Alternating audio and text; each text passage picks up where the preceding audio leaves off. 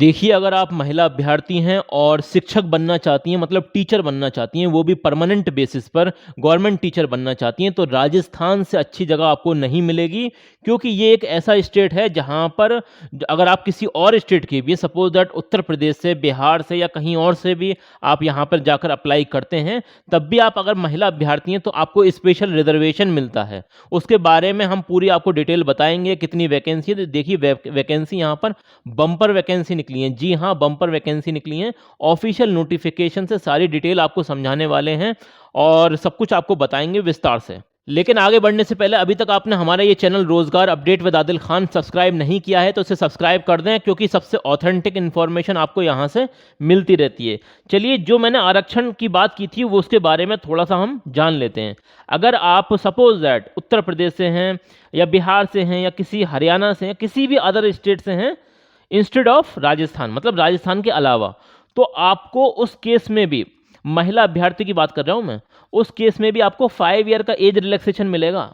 ये इसी राज्य में है क्योंकि यहाँ पर वुमेन एम्पावरमेंट की काफ़ी मतलब स्कीम चलती रहती हैं, ठीक है। इसके अलावा अगर ये एज रिलैक्सेशन मैं आपको बता रहा हूँ, ठीक है ना। वैसे तो अधिकतम आयु यहाँ पर आप ये देख सकते हैं, जैसे यहाँ पर दो तरह की वैकेंसी निकली है। एक तो मतलब प्राइमरी लेवल की है और एक अपर प्राइमरी लेवल की है, ठीक है ना। अगर आप प्राइमरी लेवल पे टीचर बनना चाहते हैं तो यहाँ पर आप एज लिमिट देख सकते हैं, 18 से लेकर 40 साल तक के लोग जो है अप्लाई कर सकते हैं, ठीक है। लेकिन इसमें 5 ईयर का रिलैक्सेशन और मिल जाएगा, मतलब 45 साल तक की महिला अभ्यर्थी अप्लाई कर सकती हैं। कितनी?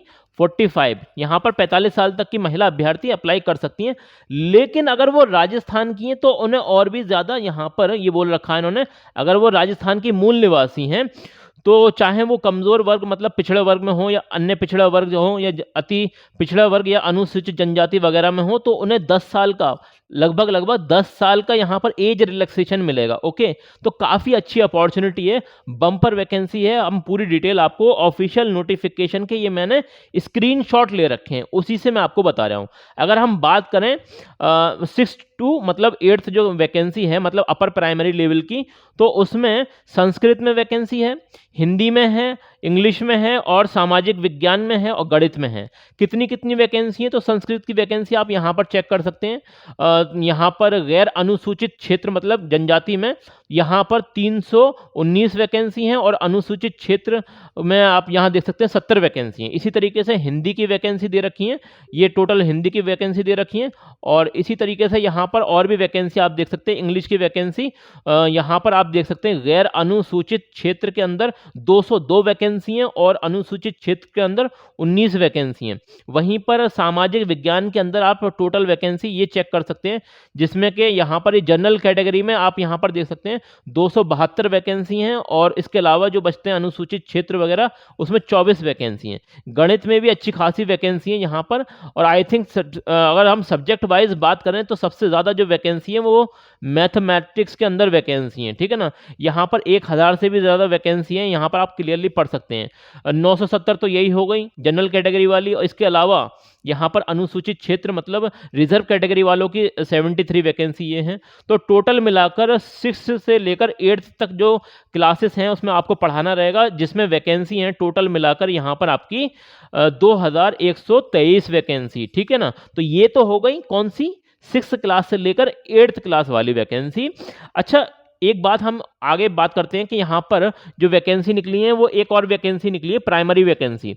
तो प्राइमरी में आप यहाँ पर देख सकते हैं संस्कृत शिक्षा विभाग के अंदर यहाँ पर स्पेशल जो प्राइमरी यहाँ पर संस्कृत जो सब्जेक्ट है इसके अंदर यहाँ पर आप देख सकते हैं वैकेंसी 187 है, 187 वैकेंसी है। इसी तरीके से प्राथमिक जो लेवल है विद्यालय अध्यापक सीधी भर्ती जो सामान्य है, तो उसमें देख सकते हैं आप यहाँ पर 449 हैं। और इसी तरीके से प्राथमिक विद्यालय अध्यापक सीधी भर्ती लेवल प्रथम सामान्य के अंदर यहाँ पर आप देख सकते हैं टोटल वैकेंसी यहाँ पर सब मिलाकर जो बैठ रही हैं वो 5000 वैकेंसी हैं। तो लगभग सब मिलाकर अगर हम बात करें प्राइमरी और अपर प्राइमरी दोनों वैकेंसी की, तो लगभग 7000 से भी ज़्यादा आपकी वैकेंसी यहाँ पर हो रही हैं, ठीक है ना। तो बहुत अच्छी वैकेंसी हैं, शानदार वैकेंसी हैं। अगर हम बात करें यहाँ पर ये वाला प्रथम लेवल मतलब कक्षा 1 से लेकर 5 तक जो वैकेंसी हैं, और इसमें जो वैकेंसी है प्राथमिक लेवल वाली, तो इसके अंदर सबसे पहले आपको ऑनलाइन फॉर्म फिलअप करना पड़ेगा। क्या करना पड़ेगा? ऑनलाइन फॉर्म फिलअप करना पड़ेगा।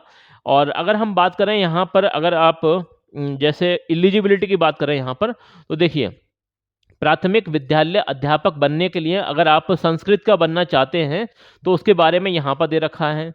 इसके अलावा अगर आप किसी और जो सब्जेक्ट मतलब जनरल प्राथमिक लेवल पर पढ़ाना चाहते हैं तो उसमें आपके पास 12th क्लास होना चाहिए, प्लस आपके पास 2 साल का एलिमेंट्री डिप्लोमा जो होता है डीएलएड वगैरह वो हो तो आप अप्लाई कर सकते हैं, या फिर बीएलएड वगैरह उस केसेस में भी अप्लाई कर सकते हैं। या फिर आपके पास जैसे आपने 12th क्लास कर रखा है उसके बाद आपने 4 साल का जो बैचलर ऑफ एलिमेंट्री एजुकेशन होता है बीएलएड कर रखा है तब भी आप अप्लाई कर सकते हैं। तो मल्टीपल ऑप्शन है यहाँ पर, ठीक है, अप्लाई करने के। अगर हम बात करें संस्कृत के लिए आप अप्लाई करना चाहते हैं तो उसमें 50% अंकों के साथ वरिष्ठ उपाध्याय जो संस्कृत का होता है वो पास होना चाहिए, तो अब यहाँ पर आप अप्लाई कर सकते हैं। यहाँ लिख रखा है ट्रेडिशनल संस्कृत एग्जामिनेशन 50% मार्क्स के साथ आपने पास कर रखा हो, प्लस 2 साल का आपके पास डिप्लोमा इन एलिमेंट्री एजुकेशन हो तो आप यहाँ पर अप्लाई कर सकते हैं। चलिए इसके बारे में ही बात हो गई। अब यहाँ पर सबसे पहले तो आपको 1 टाइम रजिस्ट्रेशन करना पड़ेगा, मतलब OTR करना पड़ेगा, तब यहाँ पर आप अप्लाई कर सकते हैं। अप्लाई कब से कब तक करना है तो देखिए यहाँ पर क्लियरली मेंशन है 7/11/2025 मतलब 7 नवंबर 2025 से लेकर 6 दिसंबर 2025 तक आप अप्लाई कर सकते हैं। और आपकी जो मतलब परीक्षा होगी, जो टेस्ट होगा आपका, जिसके बेसिस पर आपका यहाँ पर सिलेक्शन होगा एज अ टीचर, तो वो आपका होने वाला है 17/1/2026, ठीक है ना, 17/1/2026 मतलब ये आप मान के चल सकते हैं जनवरी के महीने में आपका टेस्ट होगा, और से लेकर मतलब 21/1/2026 तक, तो 17 जनवरी से लेकर 21 जनवरी के बीच में आपका एग्जाम होगा। कौन सा? मतलब लेवल प्रथम, कक्षा 1 से लेकर 5 तक की मैं बात कर रहा हूँ, ठीक है। अगर हम इसमें और भी बात करें तो चयन प्रक्रिया वही है, आपका एग्जाम होने वाला है यहाँ पर, एग्जाम के बेसिस पर ही आपका यहाँ पर चयन प्रक्रिया होने वाली है, ठीक है ना। वो कैसे होने वाला है उसके बारे में भी बात करते हैं। तो यहाँ पर आपका जो एग्जाम होगा वो 300 नंबर का होने वाला है, जिसमें कि 150 प्रश्न आएंगे और 2.5 घंटे का आपको टाइम मिलने वाला है, ठीक है ना।